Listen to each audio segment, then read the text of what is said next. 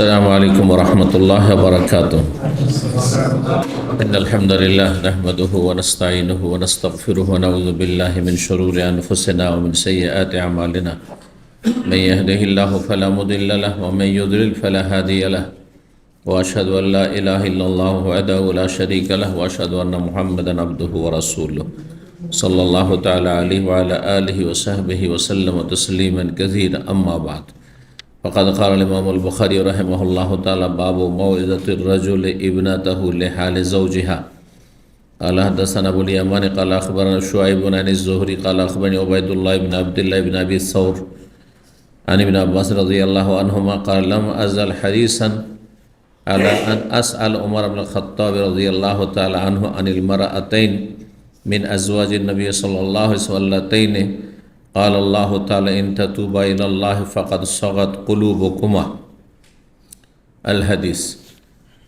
সম্মানিত ভাতৃমণ্ডলী, আল্লাহ রাব্বুল আলামিনের প্রশংসা এবং প্রিয় নবী সাল্লাল্লাহু আলাইহি সাল্লামের উপর সালাত ও সালামের পর আজ মঙ্গলবার 22 জিলকাদা 1446 হিজরি মোতাবেক 20 মে 2025 আমাদের ধারাবাহিক আলোচনা সহিহুল বুখারীর বিবাহ পর্ব নম্বর 19।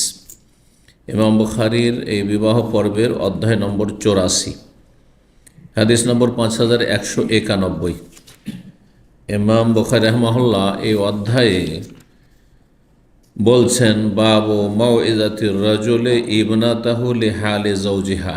এই অধ্যায় হচ্ছে কোন ব্যক্তির নিজ মেয়েকে উপদেশ দেওয়া তার স্বামীর অবস্থা সম্পর্কে বা স্বামীর সাথে আচরণের ক্ষেত্রে মেয়ের বাবা মেয়েকে যদি উপদেশ দেয়, বুঝায়, ভালো কথা বলে, তো সেটা কেমন? সেটা অবশ্যই ভালো, প্রশংসনীয়। মেয়েকে বিশেষ করে যখন বিদায় করবে স্বামীর ঘরে তখন তাকে উপদেশ দেবে এবং যে কোনো সময় প্রয়োজনে যখনই প্রয়োজন বোধ করবে উপদেশ দিতে থাকবে, যাতে করে স্বামীর অবস্থার লক্ষ্য রাখে এবং স্বামীর সাথে কখনো সম্পর্কের অবনতি না ঘটে, স্বামীর মন জয় করতে পারে এবং সেগুলির জন্য যে করণীয় শরীয়তের দৃষ্টিতে সেগুলি সম্পর্কে উপদেশ প্রদান করবে। এটি হচ্ছে মেয়ের বাবার দায়িত্ব। এই হাদিস অনেক দীর্ঘ হাদিস রয়েছে। আজকে হয়তো এই হাদিস শেষ করতে আমাদের সময় শেষ হয়ে যাবে, আর যদি দেখি যে কিছু সময় আছে তাহলে দু একটি হাদিস আর আমরা এগিয়ে যাওয়ার চেষ্টা করব। আল্লাহ তৌফিক দান করেন। হাদিস বর্ণনা করছেন 5191 নম্বর হাদিস। ইমাম বুখারী রাহিমাহুল্লাহ তার সনদে সাহাবী হচ্ছেন প্রখ্যাত সাহাবী নবী সাল্লাল্লাহু আলাইহি ওয়াসাল্লামের চাচাতো ভাই আব্দুল্লাহ বিন আব্বাস রাদিয়াল্লাহু তাআলা আনহুমা। আব্বাস নবী সাল্লাল্লাহু আলাইহি ওয়াসাল্লামের চাচা, তার ছেলে আব্দুল্লাহ। কালা, তিনি বলেন লাম আজাল হারিসান, তিনি বলছেন যে আমি বহুদিন যাবত কি ছিলাম, বড়ই উদ্গ্রীব ছিলাম বা আগ্রহী ছিলাম, উৎসুক ছিলাম, যাই বলবেন। হারিসান, লাম আজাল মানে অনেক দিন ধরে আমি এই বিষয়টিতে বড়ই আগ্রহী ছিলাম যে ওমর বিন খাত্তাব রাদিয়াল্লাহু তাআলা আনহুকে আমিরুল মুমিনিন জিজ্ঞাসা করব নবী সাল্লাল্লাহু আলাইহি ওয়াসাল্লামের সহধর্মিণীদের মধ্য থেকে দুইজন সম্পর্কে, যাদের সম্পর্কে সূরা তাহরিমের আয়াত নম্বর 4-এ মহান আল্লাহ ইরশাদ করেছেন তাদের উভয়কে সম্বোধন করে ইন তাতুবা ইলাল্লাহি ফাকাদ সাগাত কুলুবুকুমা, তোমরা উভয়ে যদি আল্লাহর কাছে তওবা করো তাহলে সেটা তোমাদের জন্য কল্যাণকর, ভালো। এখানে এই কথাটি উজ্জ্ব রয়েছে। তোমরা যদি আল্লাহর কাছে তওবা করো দুইজনে, তাহলে এটি তোমাদের জন্য ভালো, কল্যাণকর, উপকারী। কেন উপকারী, কেন কল্যাণকর? ফাকাদ সাগাত কুলুবুকুমা, কারণ ভুল পথে তোমাদের উভয়ের অন্তর ঝুঁকে গিয়েছিল। এই কথাটি রব্বুল আলামিনের সম্বোধন করেছেন নবী সাল্লাল্লাহু আলাইহি সাল্লামের দুই সহধর্মিণীকে, উম্মুল মুমিনিন। 9 জন একসাথে ছিলেন নবী সাল্লাল্লাহু আলাইহি সাল্লামের সাথে। একই সময় তাদের 2 জনকে বলা হয়েছে সম্বোধন। এই 2 জন কে? কোরআনে তো তাদের নাম উল্লেখ করা হয়নি।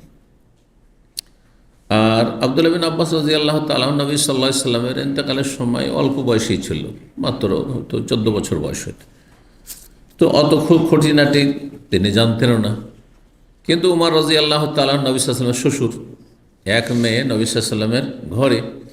সুতরাং ঘরের খবর, যেই ঘরে মেয়ে দিয়েছেন সেই ঘরের যথেষ্ট খবর তিনি জানছেন। এই আশায় আমি দীর্ঘদিন যাবৎ বড়ই আগ্রহী ছিলাম যে আমি ওমর রাদিয়াল্লাহু তাআলা আনহুকে জিজ্ঞাসা করব ওই 2 নবী সাল্লাল্লাহু সহধর্মিণী সম্পর্কে তারা কারা ছিল। এই সুযোগে ছিলাম, সুযোগের সন্ধানে। কখন সুযোগ পাই? কারণ এগুলো সবার সামনে জিজ্ঞেস করা যাবে না। তো একাকী যখন পাবো তখন জিজ্ঞেস করব। হাত্তা হাজ্জা, এক সময় তিনি হজে ছিলেন এবং খোলাফায়ে রাশেদিন তারা হজের মুখ্য দায়িত্ব পালন করতেন, প্রতিটি হজে থাকতেন এবং হাজিদের দিক নির্দেশনা দিতেন। তিনি হজে গেলেন, ও হাজাজ তো মাহু, তার সাথে আমিও হজ করলাম। ইবনে আব্বাস বলছেন আমিও হজ করতে গেলাম। ও আদাল তো মাহু বে এদাওয়াতিন, বলছেন যে তিনি হজের সফরে, মেনায় হোক মুজদালিফায় হোক যেখানে হোক, তিনি রাস্তা দিয়ে চলতে চলতে রাস্তা থেকে একটু সরে গেলেন। রাস্তা ছেড়ে ডানে বামে সরে যাওয়াকে আদাল বলা হয়। জি, আদাল মানে সুবিচার, ইনসাফও হয়, ইন্নাল্লাহ আমর বিল আদল। আর আদাল মানে হয় যেই জায়গায় আছেন সেখান থেকে এদিক সেদিক সরে যাওয়াকে স্থানান্তরিত হওয়া। তিনি রাস্তা থেকে একদিকে সরে গেলেন তার প্রাকৃতিক প্রয়োজনে, শৌচকার্যের প্রয়োজনে। ও আদাল তো মাহ, তার সাথে আমিও রাস্তা ছেড়ে তার পিছনে পিছনে সরে গেলাম। বেদাওয়াতেন, একটি পাত্র নিয়ে, সেই পাত্রে পানি ছিল। ফাতাবার রাজা, ওমর রাদিয়াল্লাহু তাআলা তিনি শৌচ কার্য সম্পাদন করলেন। তারপর রাজা বোরাজ থেকে, বোরাজ বলা হয় স্টুলকে, স্টুল বুঝেন কি? পায়খানা। তো শৌচ কার্য সম্পাদন করলেন। সুম্মা যা, তারপরে আসলেন। ফাসাকাবতু আলা ইয়াদাইহি মিনহা, তখন আমি তার এই পাত্রটি নিয়ে সেই পাত্র থেকে আমি তার ওযুর অঙ্গগুলিতে পানি ঢেলে দিলাম। তাহলে বোঝা গেল যে কোনো বড় ব্যক্তি যদি উজু করেন, তো কোনো ছোট ব্যক্তি, জুনিয়র ব্যক্তি তার উজুর পানি যদি ঢেলে দেয়, ঢালছেন আর উজু করছে, এটি জায়েজ, নাজায়েজ নয়। আর এটি নবী সাল্লাল্লাহু আলাইহি ওয়াসাল্লামের সাথে খাস নয়। অনেক মাসাইল আছে যে নবীর সাথে খাস। নবী সাল্লাল্লাহু আলাইহি ওয়াসাল্লামের সাথে বিভিন্ন সময় অনেকবারই ঘটেছে। সবাই সাহাবায়ে কেরামরা সর্বাত্মক চেষ্টা করতেন নবী সাল্লাল্লাহু খেদমতের। সুতরাং নবী সাল্লাল্লাহু আলাইহি ওয়াসাল্লাম উজু করতে গেলেই হুজুর পানি ঢালা শুরু করতেন। হ্যাঁ, কিন্তু এটা নবী সাল্লাল্লাহু আলাইহি ওয়াসাল্লামের ঘটনা নয়। সুতরাং ওমর রাদিয়াল্লাহু তাআলা আনহুকে উজু করিয়ে দিচ্ছেন কে? অথচ অক্ষম না। তাহলে এটা বোঝা গেল যে সক্ষম ব্যক্তি নিজেই উজু করতে পারবেন, নিজের উজুর পানি নিজেই ঢেলে নিয়ে উজু করতে পারেন। তারপরে যদি উজুর পানি ঢেলে দেন কোনো বড় ব্যক্তিকে, প্রবীণ ব্যক্তিকে, আপনার বাবাকে হোক, আপনার মাকে হোক, আপনার দাদা দাদিকে হোক, নানা নানিকে হোক, এগুলো হচ্ছে বংশীয় বড় ব্যক্তি। আর এলমের ক্ষেত্রে বড় আপনার ওস্তাদকে হোক, হ্যাঁ, আপনার কোনো ভালো আলেমকে হোক, হ্যাঁ, কিন্তু এমন আলেম নাই যার মধ্যে তাকওয়ার অভাব আছে। কেন? কারণ যার মধ্যে আল্লাহর ভয় কম আছে তাকে যদি বেশি সম্মান দেখান এরকম, হ্যাঁ, তাহলে হবে কি, তার মধ্যে শয়তান বাসা বেঁধে নেবে, অহংকারে, হ্যাঁ, ফুলে বেলুন হয়ে যাবে। বুঝতে পারছেন না? কারোর মধ্যে অহংকার ঢুকে যায় আপনার কোনো, হ্যাঁ, সম্মাননার কারণে, তাহলে তাকে ধ্বংস করে দিলেন আপনি। বুঝতে পেরেছেন না? কথাটি কিন্তু সূক্ষ্ম। সবার প্রশংসা চোখের সামনে করা যায় না এবং সবার খেদমত করা যায় না। যার খেদমত করলে ওর মধ্যে অহংকার আসবে না, বরং সে চাইবে যে না করতে হবে না, অথবা করতে দিল তার মধ্যে অহংকার আসবে না, তাহলে ঠিক আছে। কিন্তু কারো মধ্যে যদি অহংকার চলে আসে, হ্যাঁ, যে এর জুতা এগিয়ে দিলে, হ্যাঁ, অথবা তার পানি ঢেলে দিলে, অথবা তার খেদমত করে দিলে, তাহলে জায়েজ নয়। কেন জায়েজ নয়? আপনার ক্ষতি না, ওরই ক্ষতি। এইরকম সামনাসামনি প্রশংসা করা, কিছু হাদিস আছে সামনাসামনি প্রশংসা করার কথা হাদিসে আছে, করেছেন রাসূলুল্লাহ, সাহাবাকে একে অপরের প্রশংসা করেছেন। আবার নবী সাল্লাল্লাহু আলাইহি ওয়াসাল্লাম বাচনিক হাদিস আছে, কঠোরভাবে নিষেধ করেছেন। ইযা রাআইতুল মাদ্দাহিন ফাহসুফ আলা ওয়াজহিহিম তুরাব, যদি দেখো যে তোমার চোখের সামনে, তোমার সামনে কেউ তোমার মুখে প্রশংসা করছে, আপনি খুব ভালো মানুষ, আপনি খুব আল্লাহওয়ালা মানুষ, আপনার মতো মানুষ আমি দেখিনি জীবনে, এত ভালো মানুষ আপনি, যদি এরকম প্রশংসা করে, তাহলে তার মুখে কি করো? মাটি ছিটিয়ে দাও। মাটি ছিটিয়ে দেওয়া মানে মাটি নিয়ে ধুলা নিয়ে ছিটিয়ে দেবেন, মারামারি হয়ে যাবে। কেউ কেউ এটাই তর্জমা করেছে, অনুবাদ করেছে, তার এটাই বুঝেছে। একদল জাহেরি দল, সবসময় বাহ্যিক অর্থ হয়নি, বাহ্যিক অর্থে ঝগড়া বেঁধে যেতে পারে, তাই না? আর এর একটা আভ্যন্তরীণ অর্থ আছে, এটা না ফিকহ, হ্যাঁ, কোনো কথার গভীরতায় একটু প্রবেশ করার চেষ্টা করা। মুখে মাটি ছিটিয়ে দেওয়া, ধুলি ছিটিয়ে দেওয়া, ঠিক ওই রকমই যেমন আমাদের বাংলা অলঙ্কার, বাংলা ভাষার অলঙ্কার আছে, তুই ছাই খাবি মানে কি? ছাই খাওয়ার কথা বলছে, কি কি বলছে? ঘোড়ার ডিম, মানে কিছু পাবি না। তুই ছাই খা মানে কিছুই পাবি না তুই। তো তার মুখে মাটি ছিটিয়ে দাও মানে তার যে আশা নিয়ে এসছে, তোমার প্রশংসা করছে, ওর আশা পূরণ করিও না। যেমন আপনার কাছে দান সাদকা নেওয়ার জন্য এসছে, হ্যাঁ, সহযোগিতা চাওয়ার জন্য এসছে, ধার চাওয়ার জন্য এসছে, আর খুব প্রশংসা করছে, দিয়েন না ধারক, দিয়েন না ওকে সাদক, যদিও সে অভাবী হোক না কেন। এটা হচ্ছে তার মুখে মাটি ছিটিয়ে দেওয়া। বুঝতে পারছেন? জি। কখন করবেন এটা? তাহলে প্রশংসা কি সবসময় করা যাবে না? তাহলে নবী সাল্লাল্লাহু আলাইহি ওয়াসাল্লাম কেন প্রশংসা করেছেন? হ্যাঁ, সাহাবারা একে অপরের প্রশংসা করেছেন। তো প্রশংসা ক্ষেত্র বিশেষে করা যাবে, আর ক্ষেত্র বিশেষ করা, যদি প্রশংসা করে দেখেন যে আরও সুসম্পর্ক হবে, চাটুকারিতা হবে না সেটা, এবং সে নিজের অসৎ স্বার্থ নিয়ে আসে, স্বার্থ হাসিলের জন্য নয়, বা যার প্রশংসা করছেন তার ক্ষতি সাধন, তার মধ্যে অহংকার চলে আসবে না। যদি বলেন ভাই আপনার মতো আল্লাহওয়ালা মানুষ, হ্যাঁ, কাউকে দেখিনি ভাই, সোমবার রোজা রাখছেন, বিশুদ্ধ রোজা রাখছেন, সব তাহাজ্জুদও পড়ছেন, আর ইসলামী সেন্টারে ডেলি যাচ্ছেন, আজকাল অধিকাংশ লোক ফুলে কি যে হবে, বাস্ট হয়ে যাবে, বেলুনের আগে বাস্ট হয়ে যাবে, ঠিক না? তাহলে প্রশংসা করা জায়েজ নাই।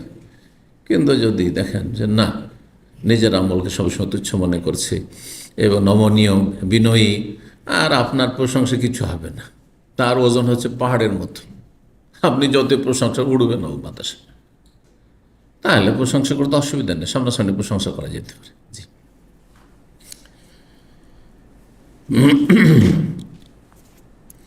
তো বলছেন, তার খেদমতের কথা বলছিলাম। হ্যাঁ, খেদমত কখনো করা হচ্ছে উত্তম, কখনো না করে হচ্ছে উত্তম। যখন খেদমত করলেও আরও ফিতনায় পড়ে যাবে, গোনায় পড়ে যাবে, তাহলে গোনা কেন করতে দেবেন ওকে? মানুষকে গোনাতে বাঁচাতে হবে। ওমর রাদিয়াল্লাহু তাআলা আনহু খেদমত করলেন, সুতরাং আজও করতে পারেন, একে অপরের ছোট বড় খেদমত করতে পারেন। যে কোনো দিক থেকে ছোট বড় পার্থক্যটা হোক, এলমের ক্ষেত্রে হোক, বয়সের ক্ষেত্রে হোক, মান সম্মানের ক্ষেত্রে হোক, নেতৃত্বের ক্ষেত্রে হোক, যে কোনো ক্ষেত্রে হতে পারে। তো বলছেন ফাকুলতু লাহু, এই সুযোগে একা পেয়েছি আমিরুল মুমিনিনকে, তার খেলাফত আমল, আমি বললাম হে আমিরুল ইয়া আমিরুল মুমিনিন, হে আমিরুল মুমিনিন, মানিল মারআতান মিন আজওয়াজিন নবী সাল্লাল্লাহু আলাইহি ওয়াসাল্লাম, খলিফাদের, খোলাফায়ে রাশিদিনদেরকে সাহাবায়ে কেরামগণ কি করতেন? সম্বোধন আমিরুল মুমিনিন বলতেন। এটা শুরু হয়েছে ওমর রাদিয়াল্লাহু তাআলা আনহু থেকে। আবু বকর সিদ্দিক রাদিয়াল্লাহু তাআলা খলিফাত রাসূলুল্লাহ বলতেন, আল্লাহর খলিফা বলতেন না। কি বলতেন? ইয়া খলিফাত রাসূল, রাসূলুল্লাহ খলিফা, কারণ রাসূলুল্লাহ সাল্লাল্লাহু আলাইহি ওয়াসাল্লামের ইন্তেকালের পরে তার জায়গায় তিনি শাসক হয়েছেন। শুধু রসুলের স্থলাভিষিক্ত, খলিফা মানে স্থলাভিষিক্ত, নায়েব, অ্যাসিস্ট্যান্ট, বুঝছেন না? আর এই যে জামাত ইসলামীদের কাছে আল্লাহর খলিফা কথাটি, মানুষ আল্লাহর খলিফা, কথা বুঝতে পারছেন? এটা ইসলাম থেকে নেওয়া নয়, এটা ইসলামী শিক্ষা থেকে নেওয়া নয়, এটা আকবরের মতো পথভ্রষ্ট রাজা থেকে নেওয়া। আকবরের কালেমা ছিল, সে একটা নতুন ধর্ম প্রচার করেছিল, জানেন তো, দ্বীন-ই ইলাহী বলে। আলহামদুলিল্লাহ, দ্বীন-ই ইলাহীর অনুসারী একটিও দুনিয়াতে থাকেনি। আল্লাহ শুকরিয়া আদায় করেছে, সেই দিনকে আল্লাহ ভারত উপমহাদেশে নিশ্চিহ্ন করেছেন, আলহামদুলিল্লাহ। নাহলে কত লোক যে এই দ্বীন-ই ইলাহী গ্রহণ করে জাহান্নামে গেছে, এই আর যদি থেকে যেত এখনও কত লোক যে জাহান্নামে যেত, যেমন বহু আহলে কোরআন, বহু কাদিয়ানি জাহান্নামে যাচ্ছে। জি, তো লা ইলাহা ইল্লাল্লাহ মুহাম্মদ রাসূলুল্লাহ তার কালেমা ছিলেন আকবর খলিফাতুল্লাহ, আকবর খলিফাতুল্লাহ, এই কালেমা ছিল দ্বীন-ই ইলাহীর। জি, তো যুগে যুগে দাজ্জাল আসবে, আর সে এক দাজ্জাল ছিল, এই জন্য তার কাফেররা বেশি প্রশংসা, অমুসলিমরা বেশি প্রশংসা করে, যে যত বেশি ইসলামের দুশ্মন তার প্রশংসা তত বেশি অমুসলিমদের মধ্যে, আর যে যত বেশি ধার্মিক, হ্যাঁ, তার বদনাম বেশি করেছে। এই জন্য বাদশাহ আওরঙ্গজেব আলমগীর রাহেমাহুল্লাহ বড় আলেম ছিলেন, তার প্রশংসা করে না তারা, তাকে তার কট্টরপন্থী হল। তো বলছেন যে হে আমিরুল মুমিনিন মানিল মার আতান, ওই দুইজন নারীকে মিন আজওয়াজিন নবী সাল্লাল্লাহু আলাইহি ওয়াসাল্লামের সহধর্মীদের মধ্য থেকে, আল্লাহ তানে, যাদের সম্পর্কে কাল আল্লাহ, মহান আল্লাহ বলেছেন, ইন তাতুবা ইলাল্লাহ ফাকাদ সাকাত কুলুবুকুম, তোমরা দুইজন যদি তওবা করো তাহলে ভালোই তোমাদের জন্য, তোমাদেরই কল্যাণ, না হলে তোমাদের অন্তর কিন্তু, হ্যাঁ, সাগা মানে হচ্ছে বাঁকা হয়ে গেছে, মানে বক্র পথে চলে গেছে, ভুল পথে ঝুঁকে গেছে। ঝুঁকে যাওয়া, আপনি পানি ঢালছেন বোতল বা আপনার লোটা থেকে যে কাত করেছেন, এটা হচ্ছে ইসগা, কাত করা। জি, তোমাদের অন্তর কি হয়েছে, কাত হয়ে গেছে বা ঝুঁকে গেছে। কালা, তখন উমর রাদিয়াল্লাহু তাআলা বলছেন, অবাক হয়ে বলছে, ওয়া আজাবান লাকা ইবনে আব্বাস, হে আব্বাসের সন্তান, তোমার জন্য তো আমি আশ্চর্য হচ্ছি। আজাব থেকে আমরা আজব বলি, আজব ব্যাপার বলছি না, হ্যাঁ, তা আরবি শব্দটি আসলে, এটা আরবি শব্দ, আর ওটা উর্দুতে আজিব বাত হ্যাঁ, উর্দু থেকে আজিব হয়ে গেল। হ্যাঁ, সেইগুন আজিব, কোরআনে আছে সেইগুন আজিব। জি, তো আজিব আরবি, আজব, আজাব আরবি, আজব ওটাকে বাংলাতে তো না আজব। জি, ওয়া আজাবান লাকা, তোমার জন্য আশ্চর্য হচ্ছে হে আব্বাসের সন্তান, তুমি জানো না এরা কারা? কোরআনের তাফসীর তুমি এটা জানো না যে কে ছিল তারা? হমা, ওই দুইজন হচ্ছেন আয়েশা এবং হাফসা। দেখেন, এটি হচ্ছে আল্লাহ ভীরুতা। এই একটি কথা আল্লাহ ভীরুতা, তাকওয়ার প্রমাণ বহন করে। নিজের মেয়ের দোষ ত্রুটিও লুকিয়ে রাখলেন না। আল্লাহর দিনের কথা তাফসীর এবং সত্য কথা বলা হচ্ছে ইমানের দাবি। তিনি তো সেটাকে ঢেকে রাখতে পারতেন, যে তোমার এটা জানার প্রয়োজন নেই, কিংবা প্রয়োজন এটা, তাই না? কিন্তু জিজ্ঞাসা করেছে দিনের বিষয়, কোরআনের আয়াতে তাফসীর জিজ্ঞাসা করেছে, ওই দুজন কে ছিল যাদের সম্পর্কে আল্লাহ বলছেন যে তোমাদের অন্তর কি হয়েছে, ঝুঁকে গেছে ভুল পথে। ভুল পথটা কি ছিল? তা ছিল আয়েশা এবং হাফসা রাদিয়াল্লাহু তাআলা আনহুমা। দুটো ঘটনা বর্ণনা করা হয়েছে। একটি ঘটনা যে আয়েশা রাদিয়াল্লাহু তাআলা পালার দিন ছিল, সেই পালার দিনে নবী সাল্লাল্লাহু আলাইহি সাল্লাম, তার একজন দাসী ছিল মারিয়া কিবতিয়া, ইব্রাহিম রাদিয়াল্লাহু তাআলার মা, তার ঘরে গেছিলেন। তো সেটাতে আয়েশা রাদিয়াল্লাহু তাআলা এত প্রিয়তম স্ত্রী, হ্যাঁ, সুতরাং তিনি সেটাতে হয়তো মনক্ষুণ্ণ হবেন। তো বিষয়টি যে গেছেন নবী সাল্লাল্লাহু আলাইহি সাল্লাম আয়েশা রাদিয়াল্লাহু তাআলা পালার দিনে, মানে সারা রাতের জন্য না, কিছু সময়ের জন্য গেছেন মারিয়ার কাছে। তো ওই বিষয়টি দেখে নিয়েছে কে? হাফসা রাদিয়াল্লাহু তাআলা আনহা দেখে নিয়েছেন। তখন নবী সাল্লাল্লাহু আলাইহি ওয়াসাল্লাম বললেন যে দেখো, তুমি আয়েশাকে বলিও না, ও যদি জানে তো কষ্ট পাবে। কিন্তু তিনি কথায় কথায় কোনো এক সময় আয়েশাকে বলে ফেলেছিলেন, এতে নবী সাল্লাল্লাহু আলাইহি ওয়াসাল্লাম অসন্তুষ্ট। জি, তুমি বললে কেন? তো এই ক্ষেত্রে বলা হয়েছে। আর আরেকটি ঘটনা হচ্ছে মধু পান করার ঘটনা, আর একটি সহিহ হাদিস এসছে জি, মধু পান করার ঘটনা। নবী সাল্লাল্লাহু আলাইহি সাল্লাম আসর পরে প্রতিটি বিবির ঘরে ঘরে যেতেন, একটু দেখা সাক্ষাৎ করতেন। তো একজন স্ত্রী ছিলেন, তিনি প্রতিদিন একটু মধু খাওয়াইতেন। তো আয়েশা আর হাফসা এই দুইজনে যুক্তি করলেন যে ওদের মধু মধু খেতে গিয়ে ওই যে ওই স্ত্রীর বাড়িতে, ওই সতীনের বাড়িতে বেশি সময় লেগে যায়, বেশি দেরি হয়ে যায়। তারপরে আমাদের কাছে এসে আর বেশি সময় দিতে পারে না, তখন আসর থেকে মাগরিব পর্যন্ত, তারপরে মাগরিব হয়ে যাবে, মসজিদ চলে আসবেন। আর রাত্রে যার পালা তার ঘরে যাবেন, এটা হচ্ছে শরীয়ত। দিনে যেতে পারেন, যাদের একাধিক স্ত্রী আছে দিনে অন্য স্ত্রীর বাড়িতে যেতে পারেন, কোনো অসুবিধা নেই। সকালে এক চক্কর খোঁজখবর নিয়ে চলে আসলেন, বিকালে এক চক্কর দিয়ে আসলেন, কিন্তু রাত্রে যার পালা তার কাছে নিতে। তো দুজনে যুক্তি করলেন যে নবী সাল্লাল্লাহু আলাইহি ওয়াসাল্লাম যখন আসবেন আমাদের বাড়িতে, তখন বলবে যে আপনার মুখ থেকে আমরা গন্ধ পাচ্ছি, মাগাফির গন্ধ। আর মাগাফির এক ধরনের গাছ, সেখান থেকে ফুল হতো, সেই ফুল চুষে সেই ফুল থেকে কী হতো, মধু তৈরি হতো। তো মধু যে ফুল থেকে হয় সেই ফুলে একটু ঘ্রাণ থাকতে পারে, হ্যাঁ, গন্ধ থাকতে পারে। তো নবী সাল্লাল্লাহু আলাইহি ওয়াসাল্লামকে বললেন আকাল তো মাগাফির, মনে হয় আপনি মাগাফির খেয়েছেন না, মুখে একটু গন্ধ আসছে। বললেন যে না, আমি তো এইসব মাগাফির কিছু খাইনি, তো আমি মধু খেয়েছি। তাহলে মনে হয় ওই মধু, ওই যে মৌমাছি ওখান থেকে ফুলে রস চুষেছে, সুতরাং আমি আজকে থেকে আর মধু খাবোই না, পছন্দ করি না। এই বিষয়ে আল্লাহ বলছেন যে এটা তোমাদের যুক্তি করা দুইজনে, যে আমরা দুইজনে হাফসার বাড়িতে গিয়েছেন নবী সাল্লাল্লাহু আলাইহি ওয়াসাল্লাম, উনিও বলেছেন যে এই কথা যে ইয়া রাসূলুল্লাহ আপনার মুখে কিন্তু মাগাফির গন্ধ আসছে। আয়েশার বাড়িতে গেছেন, ইয়া রাসূলুল্লাহ আপনার মুখে কিন্তু মাগাফির গন্ধ আসছে। দুইজনের কথা শুনে বিশ্বাস করেছেন যে হইতে পারে, তো মধুই খাবো না। বুঝতে পারছেন না?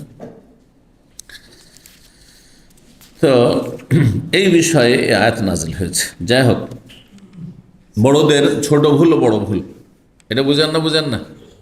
বড়দের ছোট ভুলও বড় ভুল, কারণ যে যত বড় হবে তার ভুলগুলি তো বড় আকার ধারণ করবে। ওই মানুষ, হ্যাঁ, খুব বড় মনে করে, ছোট ভুলকে বড় মনে করে, ঠিক কিনা?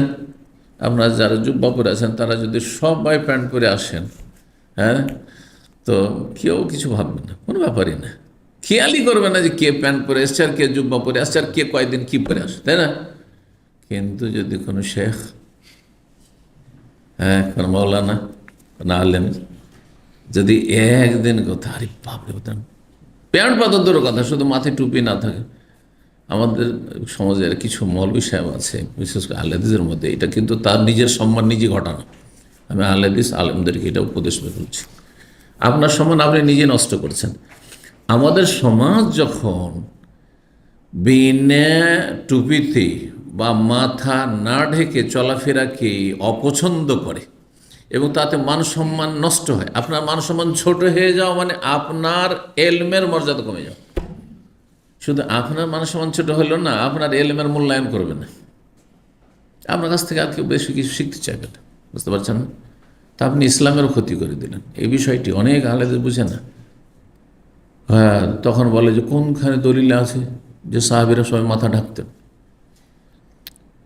যেখানে কিছু বিষয় আছে দলিলে না থাকলেও সেগুলি ভদ্রতা, সমাজের ভদ্রতা, সে ভদ্রতা ভালো লাগে। কোনখানে আছে পাঞ্জাবি পরার কথা? পাঞ্জাবিতে আছে?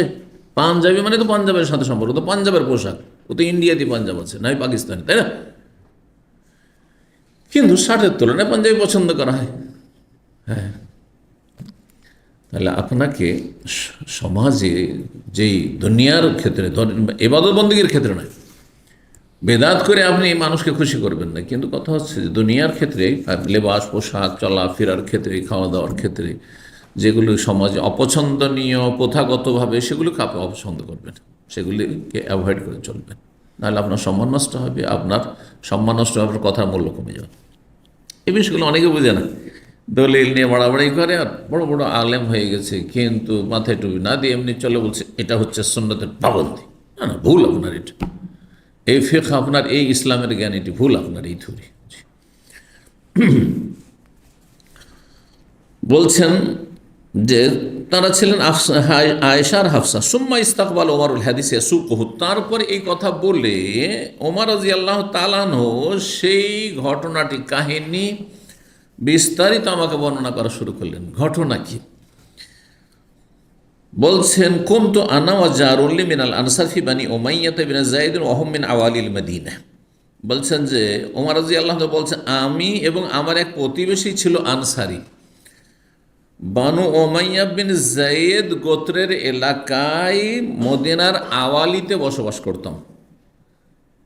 আওয়ালি মানে উপকণ্ঠ, শহরের উপকণ্ঠ, বুঝেন তো কি শহরের উপকণ্ঠ? হ্যাঁ হ্যাঁ, সিটি সেন্টার, তাহলে সিক উপকণ্ঠ। হ্যাঁ, বাংলার তর্জমা করতে হবে, মুসিবত। হ্যাঁ, উপকণ্ঠ শহরের এক সাইড, এক কিনারায়।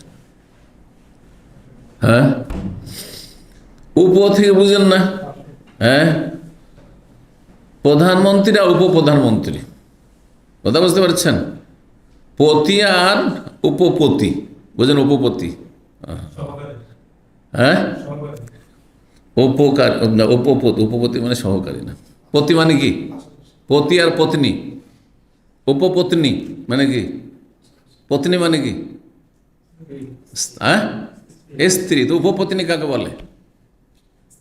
বেশ্যাকে বলে, যার সাথে ওই মহিলার স্বামী জেনা করছে।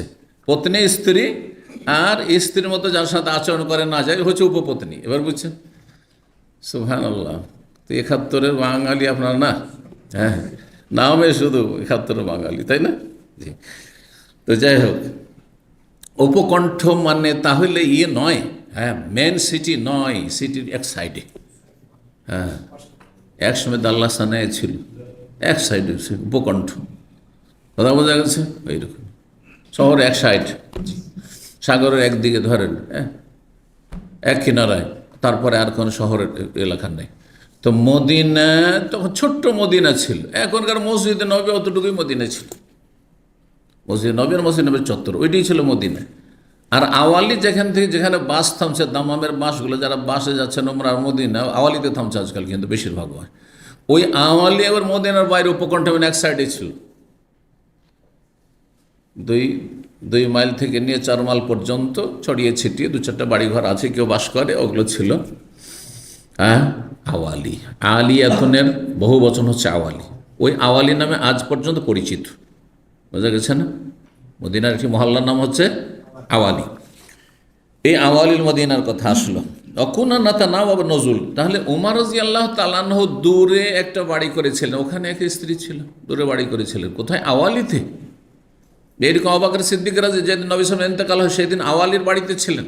তাদের একাধিক স্ত্রী হতো, এক স্ত্রী আওয়ালিতে থাকে হইতো দূরে, আর আরেক স্ত্রী মসজিদে নবীর কাছে থাকে।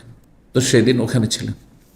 তো বলছেন যে মদিনার আওয়ালিতে আমি ছিলাম আর আমার এক প্রতিবেশী। প্রতিদিন আসতে পারতাম না, সংসারের কাজ আছে নবী সাল্লাল্লাহু আলাইহি সাল্লামের কাছে দিন শিখার জন্য। একদিন আমি আসতাম, আরেকদিন আমার প্রতিবেশী আসতো, ভাগাভাগি করে নিয়েছিলাম। ভাই আজকে আমি যাচ্ছি, যা কিছু সারাদিন শিখবো, এসা পরে তোমাকে জানিয়ে দেবো যে এতগুলি জিনিস শিখেছি, আমি দিন শিখেছি, জানিয়ে দেবো। তখনকার যুগে রেকর্ডের ব্যবস্থা ছিল, রেকর্ড করে বন্ধুকে পাঠিয়ে দিলেন, ফরওয়ার্ড করে দিলেন, সারা দুনিয়াতে আত্মীয় স্বজনকে পাঠিয়ে, কত সুবিধা হয়েছে। ছিল ব্যবস্থা? তখন কোনো ব্যবস্থা ছিল না, তখন এই ব্যবস্থা ছিল। আজকে তুমি শিখে আসো, যা শিখে আসবে এর সাথে সে আমাকে সব শিখিয়ে দেবে, বলে দেবে, আমি মুখস্থ করে নেব যে এগুলি নবী সাল্লাল্লাহু আলাইহি ওয়াসাল্লাম সারাদিন তোমাকে বলেছেন দিন সম্পর্কে। সুবহানাল্লাহ। কোরআন কি আয়াত নাযিল হয়েছে, হাদিস কি বলেছেন নবী সাল্লাল্লাহু আলাইহি ওয়াসাল্লাম, দর্শে কি আলোচনা হয়েছে। আর একদিন আমি যেতাম, একদিন ও যেত, ওই আনসারি। এভাবে বলছেন অকুন্না নাতা নাও আবু নজুল আলান নবী, আমরা পালাক্রমে নবী সাল্লাল্লাহু আলাইহি ওয়াসাল্লামের কাছে অবতরণ করতাম, মানে আসতাম। ফায়ানজিল ইয়াওমান, সেই আনসারি প্রতিবেশী একদিন আসতো, ও আনজিল ইয়াওমান, আমি একদিন আসতাম নবী সাল্লাল্লাহু আলাইহি ওয়াসাল্লামের কাছে। ফাইজা নাজাল, তো যেদিন আমি আসতাম, যে তো বিমা হাদাসা মিন খবরে যালিকাল ইয়াউম মিনাল ওয়াহি আও গায়রিহি, যখন আমি আসতাম তখন সেই দিনে যে ওহী নাযিল হয়েছে বা অন্য কোনো ঘটনা ঘটেছে, অথবা কোনো দিনই আলোচনা হয়েছে, হাদিসের কথা হয়েছে, মাসলা মাসাইল সব আমি নিয়ে এসে তাকে শিখে এসে মুখস্থ করে বলে দিতাম এসে। ওয়াইজা নাজালার, সেই সাথী আমার প্রতিবেশী যখন যেত, ফাআলা বিসাল, অনুরূপ করতো, তাই করতো। এসব পরে এসে আমাকে সব জানিয়ে দিত যে এ হয়েছে। ওয়াকুন্না মাশারা কুরাইশ, আর আমরা কুরাইশ বংশের লোকেরা যা ছিলাম মক্কায়, আমরা আনসারীদের থেকে ভিন্ন ছিলাম। আমাদের সংস্কৃতি একটু ভিন্ন ছিল। কি হইতো আমাদের, যে নাগলেবন নেশা, আমরা নারীদের ওপর, স্ত্রীদের ওপর প্রভাব বিস্তার করে রেখেছিলাম। আমাদের ক্ষমতা চলতো, দাপট চলতো স্ত্রীদের ওপর। তাদের কুরাইশদের মক্কাতে। কিন্তু মদিনা এসে দেখি যে মহিলাদের প্রভাব বেশি পুরুষদের উপর চলছে। এখানে মহিলারাই একটু জোর গলায় কথা বলছে, মহিলারা যা বলছে পুরুষরা স্বামীরা তাই দেখছে শুনছে, খানিকটা ভিন্ন। আমরা তো মুখ খুলতে দিতাম না, কথা বলতে দিতাম না স্ত্রীদেরকে। ওমর রাদিয়াল্লাহু তাআলা বলছেন, বাংলাদেশ ইন্ডিয়াতে যেভাবে স্ত্রীদেরকে শাসন করে, ইউরোপ আমেরিকাকে শাসন করলে একদিনও টিকবে না। অনেক বাঙালি বাংলাদেশ থেকে ইউরোপ আমেরিকা যায়, যাওয়ার পরে বলে মনে করে যে আমি বাংলাদেশে আছি। ওরা পারিবারিক কোনো শান্তি পায় না। আরে তুমি যেখানে আছো সেখানকার মতো হইতে হবে, যেখানে আছো সেখানকার মতো তোমাকে হইতে হবে। জি, পরিবেশ, সমাজ এবং সেই, তার মানে এই নয় যে নাজায়েজ হারাম করতে দিবেন, কিন্তু ছাড় দিতে হবে না। সৌদি আরবে ফ্যামিলি নিয়ে চলে এসছেন, আর আপনি ওই পল্লী গ্রামে দেহাতে ছিলেন, আপনি সেখানে আপনার স্ত্রীকে যা কাপড় চোপড় খাবার দাবার যা এনে দিতেন তাই খেয়ে থাকতো। এখানে এসে বলছেন না, বাসায় থাকো তো চলবে। জীবনে কোনোদিন পার্কে নিয়ে যেতেন না আপনার পল্লী গ্রাম, কোথায় পার্ক? আর এখানে এসে আপনি বলছেন না, কোথাও নিয়ে যাবো না, এসছু বন্ধ থাক, চলবে?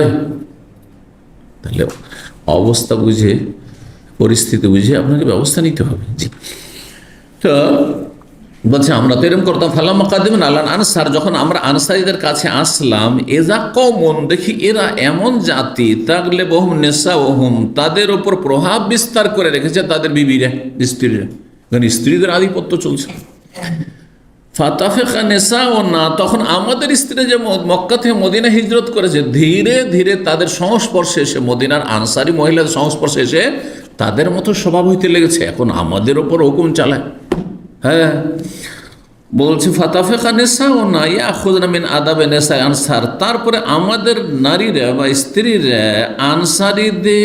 আনসারী মহিলাদের আদব কায়দা নেওয়া শুরু করেছে। ওদের মতো চাল চলন, ওদের মতো কথার প্রতি উত্তর করে, স্বামী কোনো কথা বলে উত্তর দিয়ে দেয়। আর আমাদের মক্কাতে স্ত্রী স্বামীর কথার প্রতি উত্তর করবে, কোনো আপত্তি করবে, ক্ষমতাই ছিল না, এমন অবস্থা ছিল। বলছেন সাখিল তো আলা ইমরাতি, একবার আমি আমার স্ত্রীর ওপর একটু চিৎকার করে কথা বলেছি, জোরে কথা বলেছি, ধমক দিয়ে। কে? ওমর বলছেন রাদিয়াল্লাহু তাআলা আনহু, কারণ মক্কাতে এরকমই ছিল। ফারাজাতনি, তখন সে আমার প্রতি উত্তর করেছে, সাথে সাথে উত্তর দিয়েছে। জীবনেও এরকমটা আমার স্ত্রী তো মক্কাতে এতদিন তার সাথে সংসার করছে, জীবনে এরকম করেনি, প্রথম প্রতি উত্তর করছে সে। ফানকার তো আন্তরাজে আনি, তখন আমি তার এই পাল্টা উত্তর দেওয়াকে আমি আপত্তিকর মনে করলাম। এটা কি, আমার কথার প্রতি উত্তর করছে, পাল্টা উত্তর দিচ্ছে, জবাব দিচ্ছে। আলাত, তখন তার স্ত্রী বলছে, ওয়ালেমা তুনকিরান ওরাজাকা, আপনার পাল্টা উত্তর দেওয়াতে আপনি অবাক কেন হচ্ছেন বা রাগ কেন দেখাচ্ছেন আপনি? জি, এটা মদিনা কোনো ব্যাপার না। ফাওয়াল্লাহি, আল্লাহর কসম করে বলছি, শোনেন, আপনি নবীর বাড়ির খবর নিয়ে দেখেন। আপনি তো আমার স্বামী ওমর, যান নবীর সাথে তার স্ত্রীরা কেমন করছে, ওদের খবর নিয়ে দেখেন। ফাওয়াল্লাহি, আল্লাহর কসম করে বলছি, ইন্না আজওয়াজান নবী সাল্লাল্লাহু আলাইহি ওয়া সাল্লাম, নবী সাল্লাল্লাহু আলাইহি ওয়াসাল্লামের সহধর্মিণীগণ নবী সাল্লাল্লাহু আলাইহি ওয়াসাল্লামের প্রতি উত্তর করে থাকে, পাল্টা উত্তর দিয়ে থাকে। নবী সাল্লাল্লাহু কোনো কথা বলছে না, এটা কেন, ওইটা, এটা করলে হবে, এটা না করলে হবে না, ওইটা করতে হবে। জি, শুধু তাই নয়, বলছে ওয়াইন্না ইহদাহুন্না লা তাহজুরু ইয়াউমাল হাত্তাল লাইল, এমন কি নবী সাল্লাল্লাহু আলাইহি ওয়াসাল্লামের কোন স্ত্রী অভিমান করে সারা দিন এমনকি রাত পর্যন্ত কথা বন্ধ করে রাখছে, কথা বলে না। স্বামী স্ত্রী তো অভিমান হয় না, কথা বলেন না, স্ত্রী কথা বলেন না। জি, আমাদের সমাজে, আরব দেশে যা হয়, যদি আমাদের সমাজে এরকম করে তো তিন তালাকে গিয়ে আপনি থামবেন না, আপনি শত শত তালাক দিয়ে ফেলবেন, কারণ বেদাতি তিন তালাক দিয়ে তো অভ্যাসই আছে। হ্যাঁ, তিন দিলে তো আর বেশি কিছু বলে না, ও শত শত তালাক দিয়ে ঘর ভর্তি তালাক। আরে এরকম করে আমাদের সে জাহেলরা, তোকে গোটা ঘর ভর্তি তালাক, কত নিবি নেই। আস্তাগফিরুল্লাহ। আমার এক খুব বন্ধু মানুষ আরবি ছিল এখানে, তো এখানে মানে সৌদি আরব আর কি, আল কাসিম। তার স্ত্রী মাঝে মাঝে তার সাথে 15 দিন 20 দিন কথা বলতো না। আপনাদের সাথে যদি আপনার স্ত্রীরা বলল অভিমান করে, হ্যাঁ আপনার ধারে নেই কাছে নেই, কিন্তু পাকশাক করে রেখে দিয়েছে, ও খেতে দিত, তুই খা, খাবি খা, নিজে খা, পাকশাক করে রেখে দিল, ব্যাস হয়ে টিচার, স্ত্রী টিচার, ও টিচার শিক্ষক। তো এই অবস্থা, আপনারা কেউ রাখবেন? হ্যাঁ, 3 দিন 4 দিন 5 দিন আপনার স্ত্রী যদি অভিমান করে কথা না বলে, বলবো না কথা, আমার যতক্ষণ পর্যন্ত দাবি পুরা না হবে, স্ট্রাইক। হ্যাঁ হ্যাঁ, ধর্মঘাট রাখবেন, কঠিন অবস্থা করে দেবেন। কেন বাঙালি মেজাজ তো বুঝতেই পারছেন, খুব গরম মেজাজ। তো সুবহানাল্লাহ, নবী সাল্লাল্লাহু আলাইহি সাল্লামের বিবিদের কেউ কেউ বলছেন লা তাহাজ্জুরহু, নবী সাল্লাল্লাহু আলাইহি সাল্লামের সাথে কথা বন্ধ রাখেন, দিন থেকে শুরু করে রাত পর্যন্ত অভিমান করে, এরকমও হয়। আর আপনার একটা কথার পাল্টা উত্তর দিতে, তাতে আপনি অবাক হচ্ছেন, কি করলে রে? হ্যাঁ, আমার কথার উত্তর দিচ্ছে আমার স্ত্রী। ওমর জি প্রথম উত্তর পেয়েছেন, প্রতি উত্তর জি বলছেন, এই কথা শুনে ফাফজানি যালিকা, এতে আমি আতঙ্কিত হইলাম যে আমার মেয়ে নবীর ঘরে, আর কত চেষ্টা করে আর কত দোয়া করে নবীর ঘরে একটা মেয়ে দিতে পেরেছি। 2 জন জামাই হয়ে গেছে, ওসমান আর আলী। আমি জামাই তো হওয়া নসিব হয়নি নবী সাল্লাল্লাহু আলাইহি সাল্লামের, তো শ্বশুর আবু বকর শ্বশুর হয়ে গেছে, ছিলাম পড়ে আমি কিছুই হইতে পারিনি, নবী সাল্লাম কোনো আত্মীয়তা আমার হয়নি নবীর সাথে। তো আল্লাহর কাছে কত দোয়া করেছি আর কত চেষ্টা করি, তারপরে হ্যাঁ নবী সাল্লাল্লাহু আলাইহি ওয়াসাল্লাম সাদরে গ্রহণ করে আমার এই মেয়েটিকে। আর মেয়ে আমার অত সুন্দরীও না আয়েশার মতো বা অন্য অন্য বিবিদের মতো, তারপরে বয়সও বেশি। আর যদি এইরকমটা আমার মেয়েও করে, তাহলে কখন তো তালাক দিয়ে দেবেন, কখন তো নবী সাল্লাল্লাহু আলাইহি ওয়াসাল্লাম তালাক দিয়ে দেবেন। এই জন্য তিনি কি হয়েছেন, ঘাবড়িয়ে গিয়েছেন। ফাআফজানি যালিক, এটা আমাকে ঘাবড়িয়ে দিয়েছে, আতঙ্কিত করেছে। ফাকুলতু লাহা, তখন আমি আমার স্ত্রীকে বললাম, তাই নাকি? কাদ খাবা মান ফাআলা যালিক মিনহুন্না, নবী সাল্লাল্লাহু আলাইহি ওয়াসাল্লামের সাথে যদি এমন আচরণ কোন স্ত্রী করে, তাহলে সে ব্যর্থ, সে ক্ষতিগ্রস্ত, বদনসিব, সে হতভাগিনী সে। সুম্মা জামাতু আলাইয়া সিয়াবি, তারপরে আমি আমার পোশাক পরিধান করলাম, আমার কাপড় শরীরে একত্রিত করলাম, মানে জড়িয়ে নিলাম, কাপড় পরিধান করলাম। ফানাজাল, তো তারপর নবী সাল্লাল্লাহু আলাইহি সাল্লামের কাছে অবতরণ করলাম, মানে আসলাম। ফাদাখালতু আলা হাফসা, তারপর সরাসরি মেয়ের ঘরে গেলাম, দেখি তো আমার মেয়ে কি আচরণ করে, নবী সাল্লাল্লাহু আলাইহি ওয়াসাল্লামের সাথে এমনটা করছে নাকি। ফাকুলতু লাহা, তাকে গিয়ে বললাম, এই হাফসা, মানে হে হাফসা, ও হে হাফসা, হে হাফসা, ইয়া মানেও হে হয় আর এই মানেও হয়। এই হাফসা, হে হাফসা, আতগাযিবু ইহদা কুন্না নবী সাল্লাল্লাহু আলাইহি ওয়াসাল্লাম, তোমাদের মধ্যে কেউ কি নবী সাল্লাল্লাহু আলাইহি ওয়াসাল্লামকে সারা দিন থেকে রাত পর্যন্ত রাগান্বিত করে রাখে, অসন্তুষ্ট করে রাখে, এমন কেউ আছে নাকি, এরকম করে নাকি? কালা, তখন হাফসা বলছেন, নাম, হ্যাঁ আব্বা, হ্যাঁ করে তো, হ্যাঁ আমাদের এরকমটা হয় যে নবী সাল্লাল্লাহু আলাইহি ওয়াসাল্লামকে আমরা রাগিয়ে রেখেছি, দিনে রেগে আছেন, এমনকি রাত হয়ে গেছে, এমনটা হয়, রাতে গিয়ে মিটমাট হচ্ছে। হ্যাঁ বলছেন যে হ্যাঁ, ফাকুলতু, তখন আমি বললাম হাফসাকে, কাদ খিবতে ওয়া খাসিরতে, তাহলে তো তুমি ব্যর্থ এবং ক্ষতিগ্রস্ত, সর্বনাশ, তোমার যদি এরকম আচরণ হয় নবী সাল্লাল্লাহু আলাইহি ওয়াসাল্লামের সাথে, তো শেষ, কখন যে তালাক দিয়ে দিবেন, কি করব তোমাকে নিয়ে, আমি বঞ্চিত হব নবী সাল্লাল্লাহু আলাইহি ওয়াসাল্লামের আত্মীয়তা থেকে তোমার কারণে। আফাতা আমানিনা আইয়াগদাবাল্লাহু লিগাযাবি রাসূল, তারপরে দুনিয়াতে শুধু নয় আখিরাতে ধ্বংস হয়ে যাবে তুমি, আল্লাহর গজব পড়বে। তুমি কি করছো, তুমি নবী সাল্লাল্লাহু আলাইহি ওয়াসাল্লামের সাথে এরকম আচরণ তোমরা করছো। আফাতা আমিনা, তুমি কি নির্ভীক মানে ভয় করো না যে রাসূলুল্লাহ সাল্লাল্লাহু আলাইহি ওয়াসাল্লাম রাগান্বিত হইলে আল্লাহ রাগান্বিত হয়ে যাবেন, রাসূলুল্লাহ সাল্লাল্লাহু আলাইহি ওয়াসাল্লামের গোসা হইলে আল্লাহর গোসা হয়ে যাবে। ফাতাহালে কি, সুতরাং ধ্বংস হয়ে যাবে, নবীও নারাজ, অসন্তুষ্ট, আর রবও নারাজ তোমাদের উপর। লা তাস্তাগফিরিন নবী সাল্লাল্লাহু আলাইহি ওয়াসাল্লাম, নবী সাল্লাল্লাহু আলাইহি ওয়াসাল্লামের কাছে অতিরিক্ত কিছু চাইবে না। তোমাদের এইসব অভিমান কেন হয়? হ্যাঁ, কিছু চাওয়া পাওয়া, কত না খেয়ে থাকবো। হ্যাঁ, দিনের পর দিন চলে যাচ্ছে, গোটা মাস চলে যাচ্ছে, চুলা জ্বালাবার ব্যবস্থা নেই, কত কষ্ট করে থাকে আজওয়াজ মুতাহারাত। তো মাঝে মধ্যে মানুষ তো, ইয়া রাসূলুল্লাহ, এইভাবে কি করে আমরা না খেয়ে থাকবো? শুধু পানি আর একটা দুটা কখনো খেজুর, কোনো কিছু খেতে পাই না, আমাদের খরচ খরচা দেন, ভরণ পোষণ দেন। এগুলি ছিল ব্যাপার।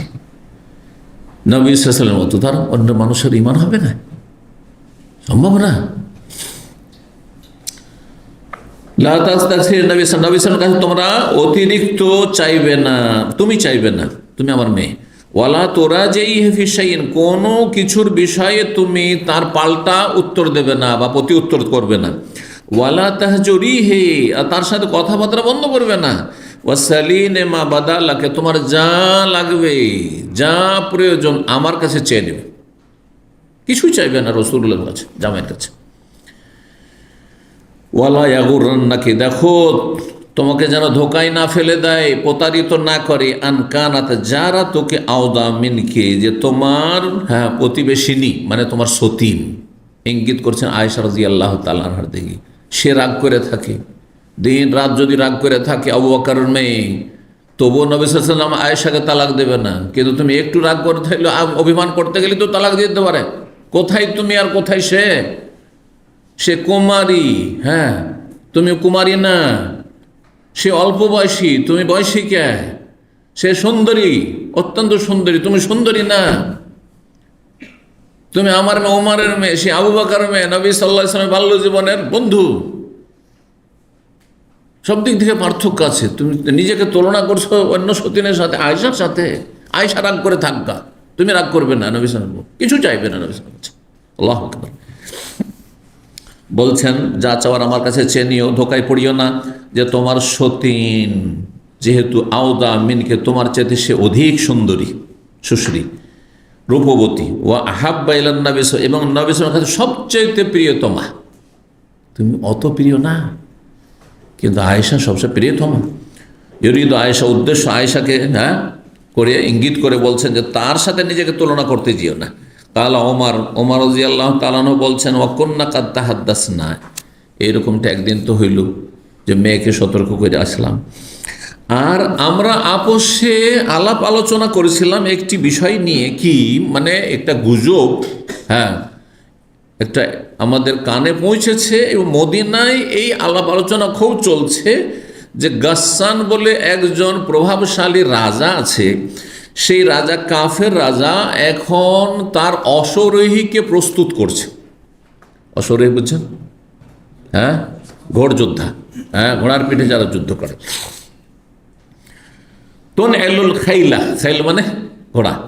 ঘোড়া প্রস্তুত করছে কিসের জন্য? লেতাগজুয়ানা, আমাদের বিরুদ্ধে, ইসলাম মুসলিমের বিরুদ্ধে যুদ্ধ করার জন্য। তো আমি ভাবলাম যে এমন একটা ঘটনা ঘটেছে, এসে বিশাল একটা ঘটনা ঘটে গেছে। এসে বলছে, আমি ভেবেছি যে মদিনায় মনে হামলা করে দিয়েছে কাফের রাজা এসে।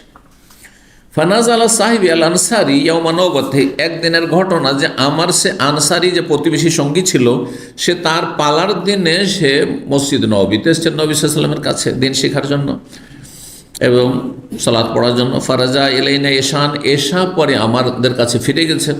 যেমনটাও আমাদের তার সাথে কথা ছিল যে একদিন আমি যাবো, একদিন তুমি যাবে।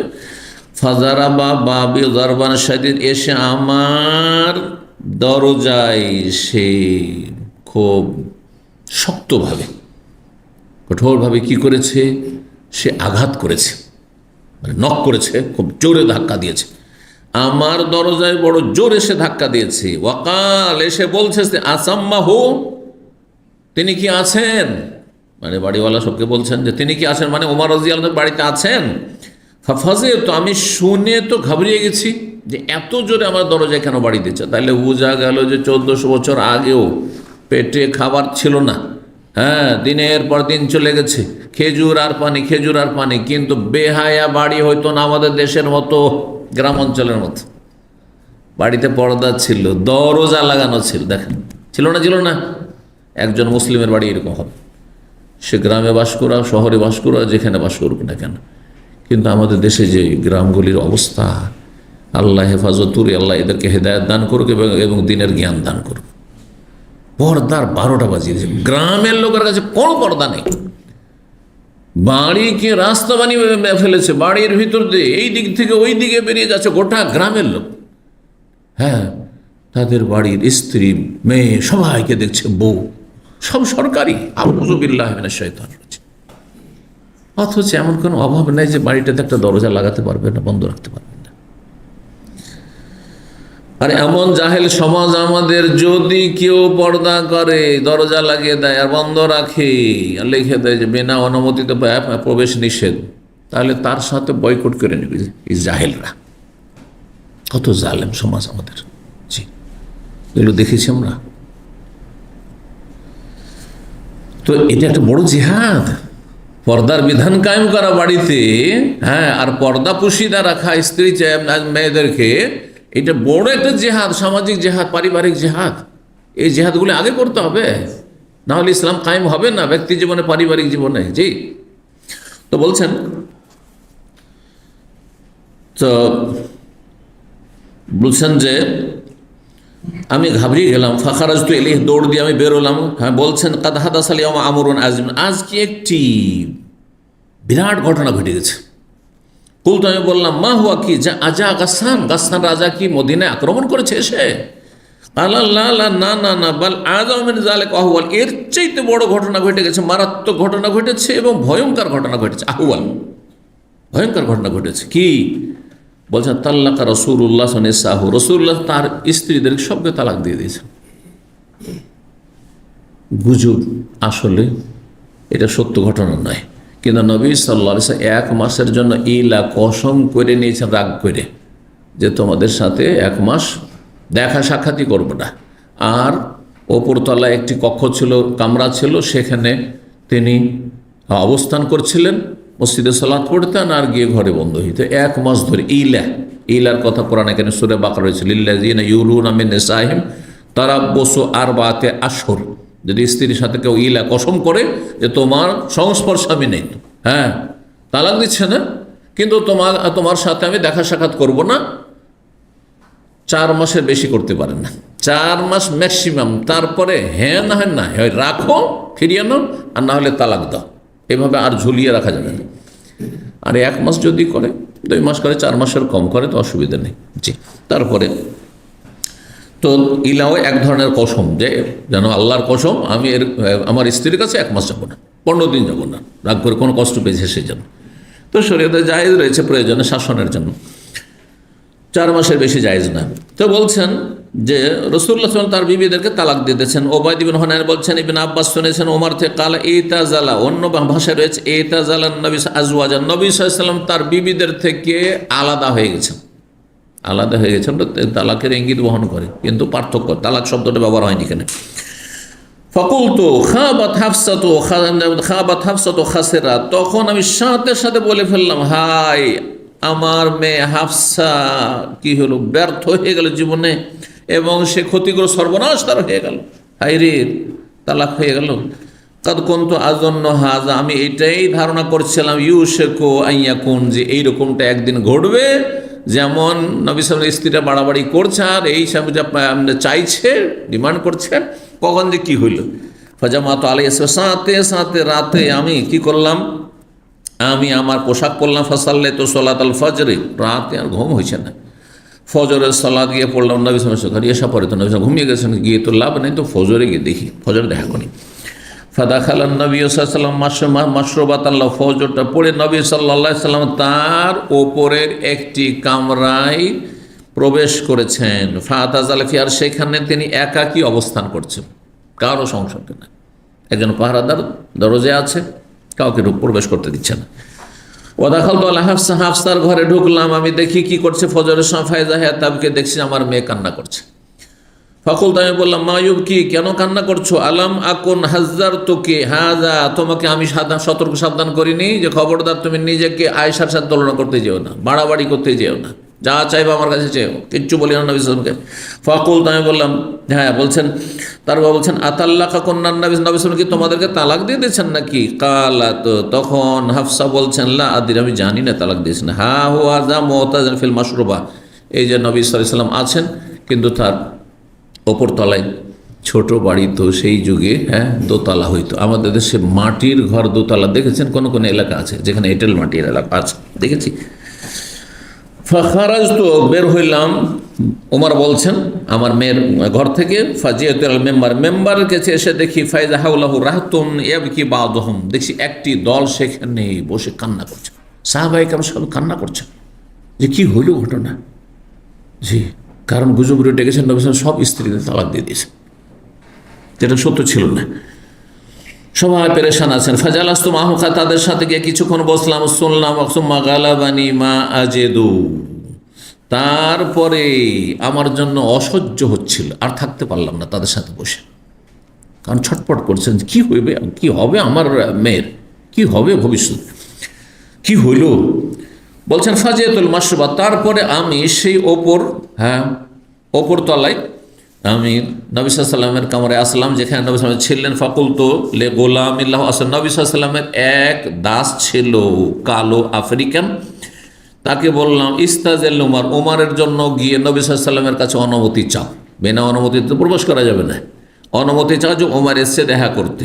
ফাদাখাল গোলাম, সেই বালক আপনার দাসটি ঢুকলো। ফাকাল্লামা, নবী সাল্লাল্লাহু আলাইহি ওয়াসাল্লাম কথা বললো। সুমারে, তারপরে ফিরে আসলো। ফাকাল, এসে বলল কাল্লাম তু নবী সাল্লাল্লাহু আলাইহি ওয়াসাল্লাম কথা বলেছি। ওয়া যাকারতুকা লাহু, আর নবী সাল্লাল্লাহু আলাইহি সাল্লামের সামনে আপনার কথা বললাম, কিন্তু নবী সাল্লাল্লাহু আলাইহি সাল্লাম কোনো উত্তর না দিয়ে নীরব থাকলেন। হ্যাঁ না কিছুই বললেন না, আসতে দিও না বললেন না, আসতে দাও তাও বললেন। সুতরাং তোমার জন্য আমি দরজা খুলতে পারছি না।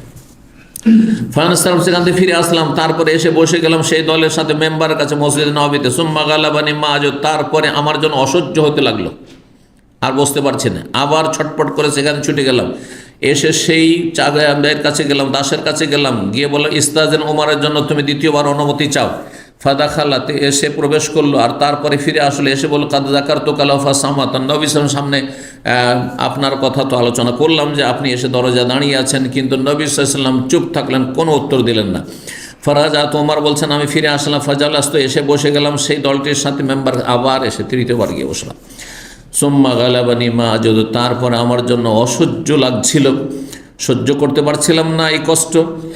তখন বলছেন যে তারপরে সেই বালকের কাছে আবার আসলাম, এসে বলো ইস্তাজিল উমর, উমরের জন্য যাও, গিয়ে অনুমতি চাও যে রাসূলুল্লাহ সাল্লাল্লাহু আলাইহি ওয়াসাল্লামের কাছে, যে ইয়া রাসূলুল্লাহ, উমর আপনার কাছে অনুমতি চাইছে আসার জন্য, দেখা করার জন্য।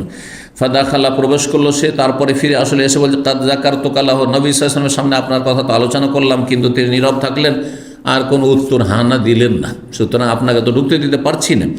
ফালাম্মা ওয়াল্লাইতু মুনসারিফান, তারপরে সেখান থেকে তিনবার চেষ্টা করে যখন কোনো পারমিশন পেলাম না প্রবেশের, সেখান থেকে ফিরে চলে আসলাম। যখন ফিরে চলে আসছি, ওই সময় ইজাল গোলাম ইয়াদুনি, তখন সেই দাসটি আমাকে ডাকছে, কারণ নবী সাল্লাল্লাহু আলাইহি ওয়াসাল্লাম তখন বলছেন না ডাকো ডাকো।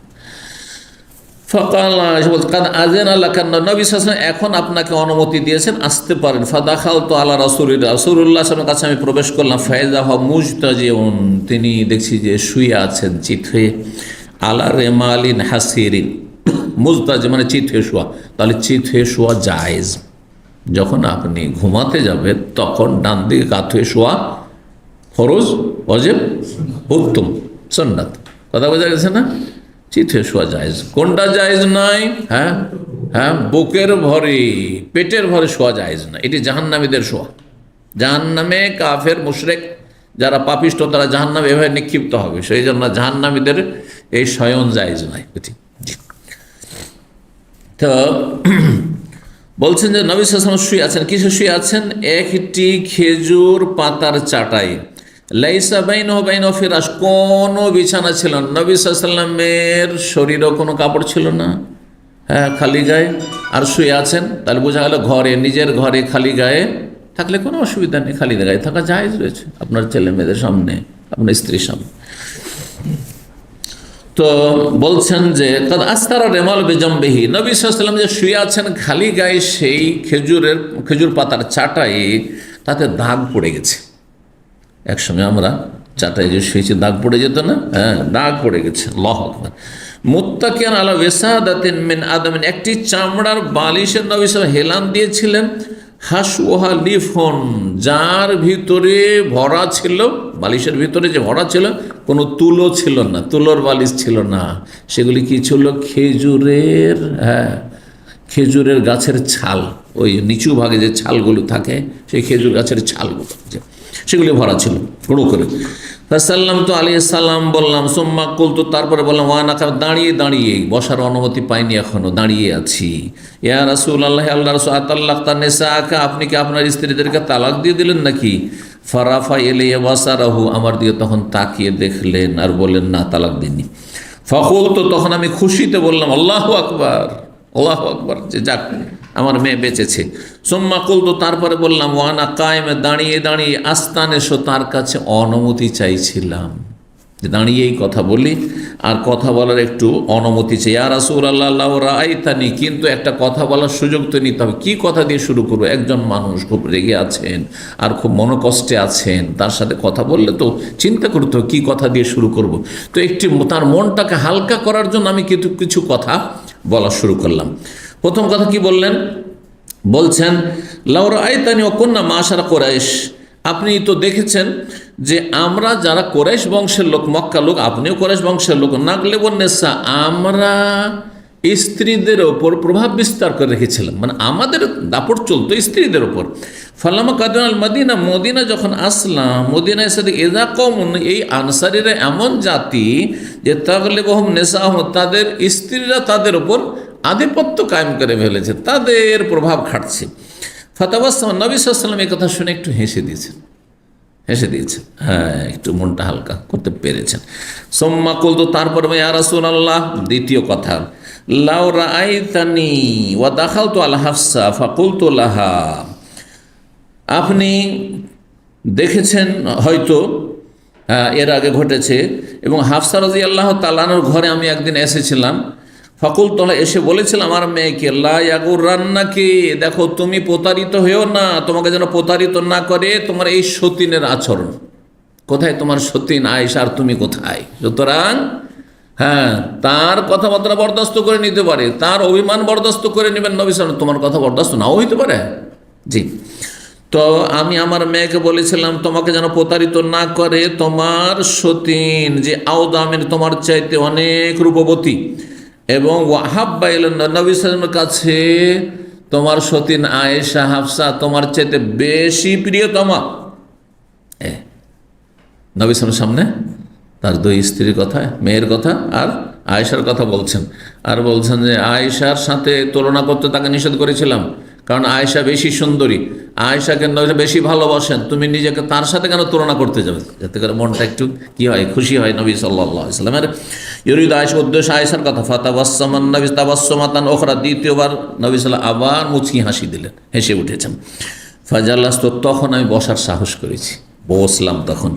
হিনা রায়ত তাবাসসাম, যখন দুইবার তিনি মুচকি হাসি দিয়েছেন তখন বসলাম। ফারাফাতু বাসারি এলফি বাইতি, তারপরে একটু বাড়িঘর, নবী সাল্লাল্লাহু আলাইহি সাল্লামের যে কক্ষটা আছে, রুমটা আছে, সেটা একটু দেখলাম এদিক সেদিক যে কি আছে বাড়িতে। ফাওয়াল্লাহি, আল্লাহর কসম করে হচ্ছে, মা রায়ত ফি বাইতি শাইআন, তার বাড়িতে কিছুই দেখতে পেলাম না। সুবহান, কিছুই নেই বাড়িতে, গোটা ঘর খালি শূন্য, কোনো মাল সামান নেই, খাবার দাবার নেই, কোনো কিছু নেই।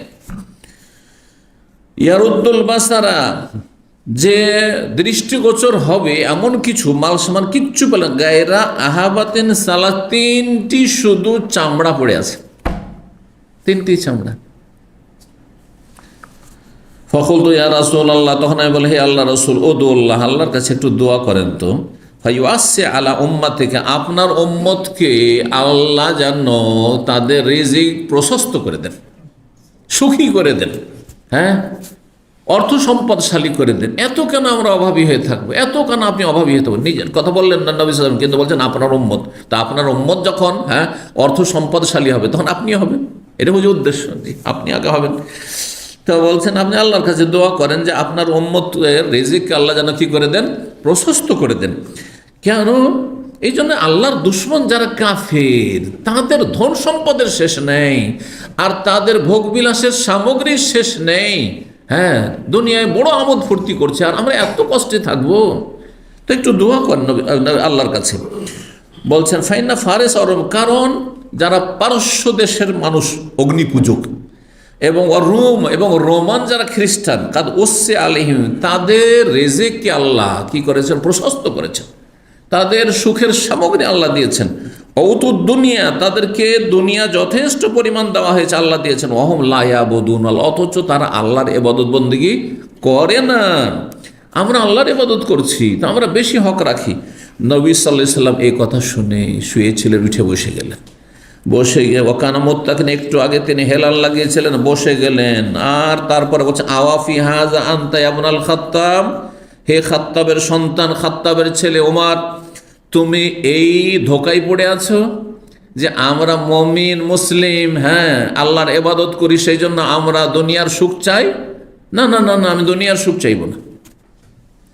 আর তারা কাফের, জালেম, পাপিষ্ট, শিরিক করছে, আল্লাহর ইবাদত করে, আল্লাহকে ডাকে না, পাপে ডুবে আছে, গুনাহে ডুবে আছে, তারপরও তাদের ধন সম্পদের আর বিলাসিতার শেষ নেই। এতে ধোকা খাচ্ছ তুমি। ইন্না উলাইকা, শোনো, এসব কাফের জাতি, রোমান, খ্রিস্টান এবং এই পার্সিয়ান অগ্নিপূজক, এমন জাতি, কওমুন কাদ উজ্জিলু তাইয়্যিবাতিহি ফিল হায়াতিদ দুনিয়া, তাদেরকে আল্লাহ নগদ নগদ দুনিয়াতেই দিয়ে দিয়েছে, আখেরাতে কিছু দেবে না। সেজন্য তাদের কিছু জনকল্যাণমূলক যদি কাজ থাকে, তাদের কিছু ভালো যদি সওয়াবের কাজ থাকে, দুনিয়াতে দিয়ে আল্লাহ ধাক্কা দিয়ে বিদায় করেছেন, আখেরাতে কিছু দেবেন না আল্লাহ রাব্বুল আলামিন। কারণ কাফের, এরা মুশরিক। আখেরাতে পাওয়ার জন্য মৌলিক শর্ত কি? লা ইলাহা ইল্লাল্লাহ, জি, ইসলাম, ঈমান, তাওহীদ তাদের কাছে নেই। তো দুনিয়া ছাড়া কিছু তো তারা পাবে না। ফাকুল, তো তখন আমি বলি, ইয়া রাসূলুল্লাহ, আমি তো ভুল করে দিয়েছি, তাহলে ইস্তাগফিরলি, আমার জন্য আল্লাহর কাছে ক্ষমা প্রার্থনা করুন। ফাতাজালান নিসাহু মিন আজালি যালিকাল হাদিস আলহিনা আফসাতু হাফসাতু ইলা আয়েশা, যে কথাটা একটু আগে বললাম, যে ঘটনা কি ছিল, যে দুইজন সম্পর্কে আল্লাহ কোরআনে বলছে তোমাদের অন্তর, হ্যাঁ, ভুল পথে ঝুঁকে গিয়েছে। বলছেন নবী সাল্লাল্লাহু আলাইহি সাল্লাম তার স্ত্রীদের উপর অসন্তুষ্ট হয়ে তাদের থেকে আলাদা হয়ে গেছিলেন, মিন আজালি যালিকা হাদিস, সেই একটি কথার কারণে, হিনা আফসাতু, যেটিকে ফাঁস করে দিয়েছিল হাফসা আয়েশার কাছে। হাফসা আয়েশার কাছে কি করেছিল? কথাটি ফাঁস করে, কি, যে আয়েশা রাদিয়াল্লাহু তাআলা পালার দিনে মারিয়ার ঘরে গিয়েছিলেন, তার সাথে কেন মিলিত হলেন? বলছেন নবী সাল্লাল্লাহু আলাইহি ওয়াসাল্লাম আলাদা হয়ে থেকেছিলেন ওই সময়, ইলা মানে কসম করে, কতদিন? 29 দিন, 1 মাসের কি করেছিলেন? কসম করেছিলেন। আর 29 দিন আলাদা থাকার পরে তারপরে নিজের ওপরের কক্ষ থেকে নিচে স্ত্রীদের কাছে নেমে আসলেন। ওয়াকানাকাল, আর এসে বলে, মা আনাবে দাখিরিন আলাইহিনা শাহরান, তিনি তার পূর্বে বলেছিলেন যে আমি 1 মাস আমার স্ত্রীদের কাছে প্রবেশ করব না, দেখাই করব না তাদের সাথে। কেন? মিন সিদ্দাতে মওজেদাতি আলাইহিন্না, তাদের পক্ষ থেকে বড় কষ্ট তিনি অনুভব করেছিলেন, সেই জন্য। হেনা আতাবাহুল্লাহ, যখন আল্লাহ রব্বুল আলামিন, সেই সময় আল্লাহ রব্বুল আলামিন তাকে মৃদু কি করেছিলেন? তিরস্কার করেছিলেন। আল্লাহ রব্বুল নবী সাল্লাল্লাহু আলাইহি সাল্লাম বলেছিলেন যে এমনটা তোমার জন্য করা উচিত নয়। আল্লাহ রব্বুল নবী সাল্লাল্লাহু আলাইহি সাল্লামের এইভাবে সতর্ক সাবধান করেছেন। জি, যখন একজন অন্ধ মাসলা জিজ্ঞেস করতে এসছে, আর এদিকে বড় বড় কাফের নেতারা তাদের ইসলামের আশায় তাদের সাথে কথা বলতে আছেন, এই মাসলা জিজ্ঞাসা করছে কিন্তু ভ্রুক্ষেপ করছেন না, তখনও কিন্তু মৃদু কি করেছেন? আল্লাহ একটু তিরস্কার করেছেন। হ্যাঁ, আবাসা ওয়া তাওয়াল্লা, হ্যাঁ, ভরু কুঞ্চিত করলো, মুখটা ফিরিয়ে নিল, এটা উচিত হইল না। জাহুল আমা, যেহেতু একজন অন্ধ এসছে, তো ওইভাবে। তো এইরকমই এখানেও আল্লাহ রাব্বুল আলামিন সূরা তাহরিমে তাই করেছেন। যখন 29 দিন পার হলো, তখন আয়েশা রাদিয়াল্লাহু তাআলা আনহার ঘরে প্রথম 9 জনের মধ্যে আয়েশার ঘরে গেলেন প্রথম। ফাবাদাবিয়া, আর সেখানে গিয়ে শুরু করলেন। কি শুরু করলেন? আল্লাহ রাব্বুল আলামিন সেই সময় আয়াতে তাখির নাযিল করলেন, মানে নবী সাল্লাল্লাহু আলাইহি সাল্লামকে আল্লাহ রাব্বুল অপশন দিলেন যে তুমি যদি ইচ্ছা করো তো এদেরকে কি করো, রাখো, আর না হয় না রাখো। তালাক দিতে পারো। যদি রাখো এদেরকে, তাহলে ওদেরকে, ওরা যেহেতু বেশ ডিমান্ড করছে, আমরা ভরণ পোষণ চাই, এত না খেয়ে থাকতে পারবো না, এত কষ্ট করে থাকতে পারবো না, আর আমাদের চলছে না, তো যখন এইরকম করছে তো তাদেরকে বলো যে তোমরা দুনিয়া চাও না আখেরাত চাও। আয়াত তাখির ইন কুনতুন্না তুরিদুনাল হায়াতাদ দুনিয়া ওয়া যিনাতাহা ফাতাআলাইনা উমাত্তিকুন্না ওয়াসাররিহুকুন্না সারাহান জামিলা, সূরা আহজাবে রয়েছে। দুনিয়া চাও, তাহলে দুনিয়া তো খাওয়াইতে পারবো না তোমাদেরকে, 3বার করে 2বার করে খাবার হয়তো দিতে পারবো না, সেই জন্য আসো, তোমরা বিদায় নিয়ে চলে যাও, তালাক নিয়ে চলে যাও। তাহলে খোলানি ওয়াইন কুনতুন্না তুরিদুনা আল্লাহ ওয়া রাসূল, যদি তোমরা আল্লাহ সন্তুষ্টি চাও আর রসুলের সাথে সংসার করতে চাও, তার সাথে জান্নাতের সঙ্গী হতে চাও, তাহলে ফাইনাল্লাহ আ'আদ্দা লিল মুহসিনাত মিনকুন্না আজরান আযীমা, তোমাদের মধ্যে যারা নেক, যারা তাদের সৎকর্মশীল, তাদের জন্য আল্লাহ রাব্বুল আলামিন মহা পুরস্কার তৈরি করে রেখেছেন। তোমাদের জন্য দুনিয়া না আখিরাত রয়েছে। তো কোনটা চাও তোমরা? যদি না চাও যে না দুনিয়ার আমরা কি চাই, সুখ শান্তি চাই আর বেশি খাবার দাবার ভরণ পোষণ এটা সেটা চাই, তাহলে তোমাদেরকে নবী সাল্লাল্লাহু আলাইহি সাল্লাম দিতে পারবেন না, তোমরা দুনিয়া নিয়ে চলে যাও, অন্য সংসার, অন্য কারো সাথে সংসার করো। আর যদি আখিরাত চাও তাহলে এরকম সবর করে থাকতে হবে। এই ছিল আয়াতে তাখির, যেখানে ইখতিয়ার দেওয়া হয়েছিল, অপশন দেওয়া হয়েছিল নবী সাল্লাল্লাহু আলাইহি ওয়াসাল্লাম প্রত্যেকটি বিবিকে। আর এক এক ঘরে গেলেন আর প্রত্যেক স্ত্রীকে বললেন, প্রথম গিয়ে আয়েশাকে বললেন, যে দেখো আল্লাহ এরকম তোমাদের ইখতিয়ার দিয়েছেন, তুমি আমার সাথে থাকবে, তাহলে হয়তো না খেয়েও থাকতে হবে, কষ্ট করতে হবে সারা জীবন। আর যদি বলো যে না খুব সুখে খাবো দাবো থাকবো, তাহলে তুমি তালাক নিয়ে চলে যেতে পারো, কারণ আল্লাহর হুকুম, ইখতিয়ার দিতে হবে। জি, নবী সাল্লাল্লাহু আলাইহি সাল্লামকে আয়েশা রাদিয়াল্লাহু তাআলা বলেছেন, এখানে সংক্ষেপ করে দেওয়া হয়েছে যে এই বিষয়টা নিয়ে, তার সাথে বললেন যে নবী সাল্লাল্লাহু ভাবলেন যে অল্প বয়সী মেয়ে, আবেগী হইতে পারে, এখনও জ্ঞান বুদ্ধি অত হয়তো পাকা হয়নি, কি জানি হয়তো সিদ্ধান্ত নিতে পারে যে না আমি থাকবো না এরকম কষ্ট করে, তালাক নিয়ে নেব, বলতে পারে তো, এই আশঙ্কা। তাহলে বোঝা গেল যে নবী সাল্লাল্লাহু গায়েব জানতেন না, ঠিক না? তখন বলছেন যে এক কাজ করিও, তোমাকে আল্লাহ ইখতিয়ার দিয়েছেন, তুমি আমার সাথেও থাকতে পারো, থাকলে কষ্ট করে থাকতে হবে, আর যদি বেশি সুখে দুনিয়াতে থাকতে চাও তাহলে তালাক নিয়ে যেতে পারো, আল্লাহ ইখতিয়ার দিয়েছে তোমাদেরকে। কিন্তু তুমি একাই সিদ্ধান্ত নিও না, তোমার বাবা মাকে জিজ্ঞাসা করে জবাবটা দিও, বাবা মাকে জিজ্ঞাসা করে জবাব দিও। কারণ নবী সাল্লাল্লাহু জানছে বাবা মাকে জিজ্ঞাসা করলে বলবে যে তালাক নিয়ে চলে এসো, আজকালকার মূর্খদের মতো সুখে খেলে ভূতে কিলায়, বুঝলেন তো? সুখে খাচ্ছে, মেয়েকে বলছে এত কষ্ট করে থাকতে হবে না, এটা দিচ্ছে না, সেটা দিচ্ছে না, এই করছে না, সেই করছে না, জামাই তোর শ্বশুর খারাপ, শাশুড়ি খারাপ, চলে তোকে খাওয়াইতে পারবো না, করছে না কিছু কিছু মেয়ের মা আছে এত খারাপ যে টেলিফোন করলেও আপনার স্ত্রী খারাপ করে দেবে, এরকম আছে, ভুক্তভোগী অনেকে এরকম যারা আমাকে বলেছে।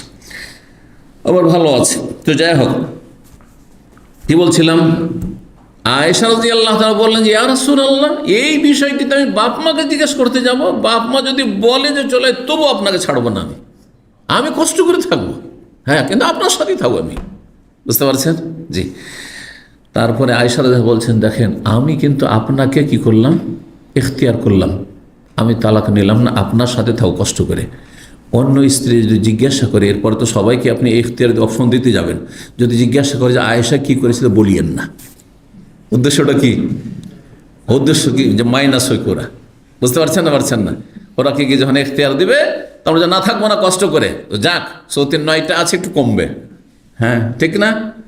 তো তখন নবী সাল্লাল্লাহু আলাইহি ওয়াসাল্লাম বলছেন যে মুহাম্মদ সাল্লাল্লাহু আলাইহি ওয়াসাল্লাম এমন নয় যে কেউ কোনো কথা জিজ্ঞাসা করে আর মিথ্যা কথা বলবে। যদি জিজ্ঞাসা করে যে আয়েশা কি করেছে, তো বলে দেবো যে আয়েশা আমাকে ইখতিয়ার করেছে, ও কষ্ট করেই থাকবে আমার সাথে, বুঝছেন না? এই কথাগুলি হাদিসটাই নেই, সংক্ষেপ হাদিসটা শেষ হতে যাচ্ছে। বলছেন আয়েশার কাছে প্রথম গিয়ে শুরু করলেন জিজ্ঞাসা, ফাকালাত লাহু আয়েশা বলে ইয়া রাসূলুল্লাহ ইন্নাকা কুনতা আকসামতা আল্লাহ তাদখুলা আলাইনা শাহরান। তার স্বামী স্ত্রীতে কিন্তু রসিকতা হয়। নবী সাল্লাল্লাহু আলাইহি ওয়াসাল্লাম কসম করেছিলেন কত দিনের? 1 মাসের, আর 29 দিনে নেমে এসেছেন। মন চাইছে যে এক্ষুনি নেমে আস, প্রথম দিনে নেমে আস, ঠিক কিনা? 29 দিন পর নেমে এসছেন, তখন বলছেন ইয়া রাসূলুল্লাহ আপনি কসম করেছেন 1 মাসের, এখন তো 1 মাস হয়নি, 29 দিন হয়েছে, কেন আসলেন? আরেকদিন থেকে এসেন। তখন উত্তর কি বলেছেন নবী সাল্লাল্লাহু আলাইহি ওয়াসাল্লাম? যে মাস শুধু 30 হয় না, মাস 29ও হয়। আর ওই মাসটা 29 ছিল। ওই মাস কি ছিল? 29 ছিল। জি, যারা স্বামী স্ত্রীরা রাগ করেছেন, হ্যাঁ, তারা জানেন কিন্তু এরকম যখন আপনি রাগ থেকে ঠান্ডা হয়ে যাবেন তখন আপনাকে কিন্তু কি করবে, এর খোঁচা দিবে। জি, তো বলছেন যে ওকানা, বলছেন যে ইয়া রাসূলুল্লাহ, হে আল্লাহ রাসূল, ইন্নাকা কুনতা কাদ আকসামতা, আপনি তো কসম করেছিলেন যে আপনি স্ত্রীদের কাছে আসবেন না আমাদের কাছে শাহরান, 1 মাস, ওয়া ইন্নামা আসবাহতা মিন 29 লাইলার, এখন তো 29 দিন হয়েছে। আউদ্দু আদান, এক একটা দিন আমি গনে রেখেছি, তাহলে তো আপনার 30 দিন পুরা হয়নি, 1 মাস পুরা হয়নি। ফাকালা, তখন নবী বললেন, আশ-শাহরু 29 লাইলা, মাস 29 হয়, মাস 29 হয়, আমি ভুল করিনি, আমি মাস পুরা করে এসেছি। ওকানা যালিকা শাহরু, আর সেই মাসটি ছিল 29 লাইলা, 29 দিনের বা 29 রাতের। আয়েশা রাদিয়াল্লাহু তাআলা বলেন, সুম্মা আনজালাল্লাহু আয়াতাত তাখায়্যুর বা তাখয়ীর, আল্লাহ রাব্বুর তারপরে ইখতিয়ার, চয়েসের আয়াত বা অপশনের আয়াত নাযিল করলেন, যে নবীকে ইখতিয়ার করছো, চয়েস করছো, নাকি তালাক চয়েস করছো, খোলা। সুম্মা খাইয়া, বলছেন যে ফাবাদা আবি, প্রথম আমার দিয়ে শুরু করলেন, আউয়ালা ইমরাআতিন মিন নিসা, তার বিবিদের মধ্যে প্রথম আমাকে জিজ্ঞাসা করলেন, ফাখতারতুহু, আমি নবী সাল্লাল্লাহু আলাইহি সাল্লামকে কি করলাম, পছন্দ করলাম, ইখতিয়ার করলাম। সুম্মা খাইয়ারা নিসা কুল্লাহুন্না, তারপর সমস্ত বিবিদেরকে এক এক করে তাদেরকে ইখতিয়ার দিলেন যে তোমরা আমার সাথেও থাকতে পারো, কিন্তু থাকলে কষ্ট করে থাকতে হবে, খেয়ে না খেয়ে থাকতে হবে। আর যদি সুখের দুনিয়া চাও তাহলে অন্য সংসারে চলে যাও, তালাক দিয়ে দিচ্ছি। ফাকুলনা মিসলাম মা কালাত আয়েশা, মা আয়েশা রাদিয়াল্লাহু তাআলা আনহা যেমনটা বলেন, সবাই এক বাক্যে একই জবাব দিয়েছেন 9 জন, যে আমরা কষ্ট করে জীবন পাথর কিন্তু নবীকে ছেড়ে অন্য কোথাও যাব না। এই ছিল আজওয়াজ মুতাহারাত, নবী সাল্লাল্লাহু আলাইহি ওয়াসাল্লামের বিবিগণের উত্তম চরিত্র এবং আখিরাতকে, পরকালকে প্রাধান্য দেওয়া আর দুনিয়াকে তুচ্ছ মনে করা। আল্লাহ রাব্বুল আলামিন ওই রকম আমাদেরকে জন্য পরিতুষ্টি দান করেন এবং আমাদের রিজিকে বরকত দান করেন এবং আমাদের দুর্বল ঈমানে আল্লাহর দিন দুনিয়ার সার্বিক কল্যাণ দান করেন। ওয়া জাযাকুমুল্লাহু খাইরান ওয়া সাল্লাল্লাহু ওয়া সাল্লাম নবিয়ানা মুহাম্মদ ওয়া আলা আলিহি ওয়া সাহবিহি আজমাইন।